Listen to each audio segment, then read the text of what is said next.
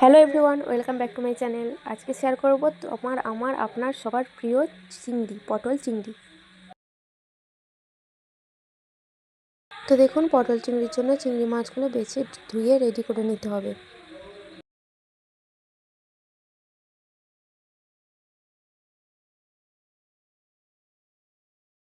এবার পটল আর আলু কেটে নিয়েছি।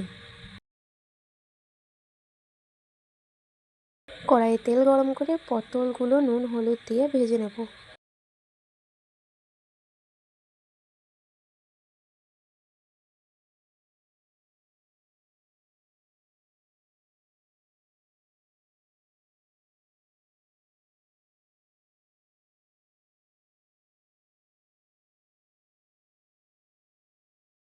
পটলগুলো ভাজা হয়ে গেলে এবার ওই কড়াইয়ে আরও কিছুটা তেল অ্যাড করে ধুয়ে রাখা চিংড়ি মাছগুলো নুন হলুদ দিয়ে ভেজে নেব।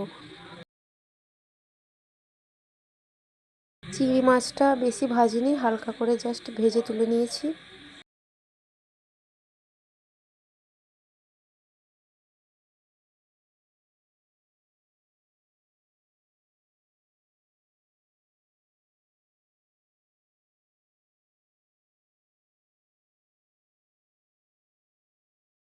এবার চিংড়ি মাছটা ভাজা হয়ে গেলে ওই কড়াইয়ে নুন হলুদ দিয়ে আলুগুলো ভেজে তুলে নেব।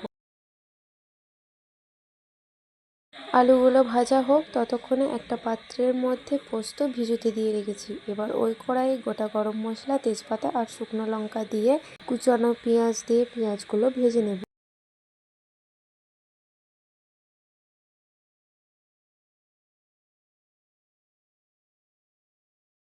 পেঁয়াজটা ভাজা হয়ে গেলে দিয়ে দেবো আদা রসুন বাটা। আদা রসুন বাটাটা দিয়ে আর একটু ভেজে নেব।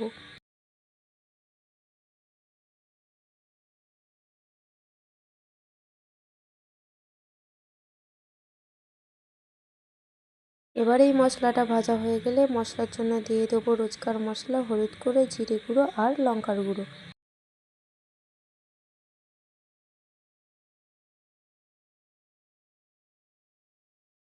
এই মশলাগুলো দিয়ে মশলাটা একটু কষিয়ে নেব। অল্প পরিমাণ জল দিয়ে মশলাটা কষতে থাকবো।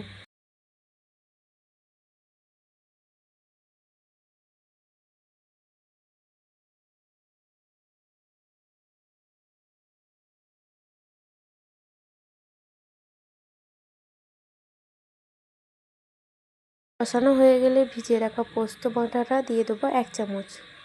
এবার এই পোস্ত বাটাটা দিয়ে কিছুক্ষণ নাড়াচাড়া করে পরিমাণ মতো জল দিয়ে কিছুক্ষণ কষিয়ে নেব।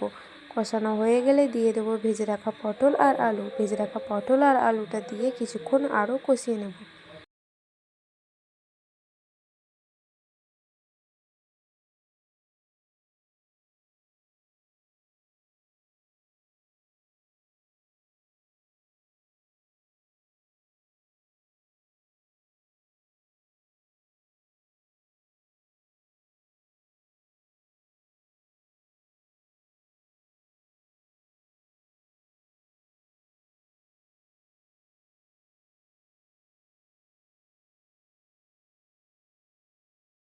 এবার পরিমাণ মতো জল দিয়ে দেবো। আলুগুলো যেন সিদ্ধ হয়ে যায়, 20 মিনিটের মতো রেখে দেবো।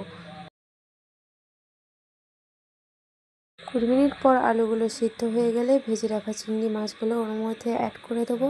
দিয়ে 10 মিনিট ফুটিয়ে নিলেই রেডি পটল চিংড়ি। এবার স্বাদ মেনটেনের জন্য সবার শেষে দিয়ে দেবো চিনি। চিনিটা দিয়ে কিছুক্ষণ নাড়াচাড়া করে নামিয়ে নেব। ব্যাস, তাহলেই রেডি পটল চিংড়ি।